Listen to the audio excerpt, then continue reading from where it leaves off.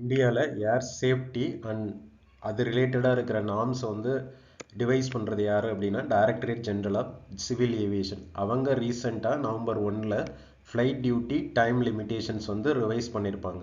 So பைலட்டோட duty time limit plus வந்து பார்த்திங்கன்னா நைட் லேண்டிங் எவ்வளோ பண்ணுறது ரெஸ்ட்டு இதெல்லாம் வந்து பார்த்திங்கன்னா சேஞ்ச் பண்ணியிருப்பாங்க. ஸோ க்ரூ ரோஸ்டரிங்னு சொல்லுவாங்க, process of scheduling and managing crew members. So இதில் முக்கியமாக வந்து 48 ஹவர்ஸ் வந்து வீக்லி ரெஸ்ட்டு கொடுக்கணும், மேண்டேட்ரி லீவ் வந்து கொடுக்கணும் அப்படிங்கிற சில நார்ம்ஸ்னால தான் இண்டிகோ ஃப்ளைட் கிரைசிஸ் வந்து நடந்திருக்கும். ஸோ நிறைய ஃப்ளைட்டை வந்து கேன்சல் பண்ணியிருப்பாங்க. டிசம்பர் 7 வரைக்கும் வந்து பார்த்திங்கன்னா அரௌண்ட் 800 crore வந்து பார்த்திங்கன்னா ரீஃபண்ட் பண்ணியிருப்பாங்க. ஸோ நமக்கு தெரியும் இண்டிகோ வந்து இந்தியாவில் லார்ஜஸ்ட் ஏர்லைன், நிறைய கஸ்டமர்ஸ் வந்து பார்த்திங்கன்னா ஹேண்டில் பண்ணுறது வந்து இண்டிகோன்னு. ஸோ இந்த கிரைசிஸை ஷார்ட் டைம் ஹேண்டில் பண்ணுறதுக்காக டிஜிசியை அவங்களோட நார்ம்ஸை வந்து வித்ட்ரா பண்ணியிருக்காங்க.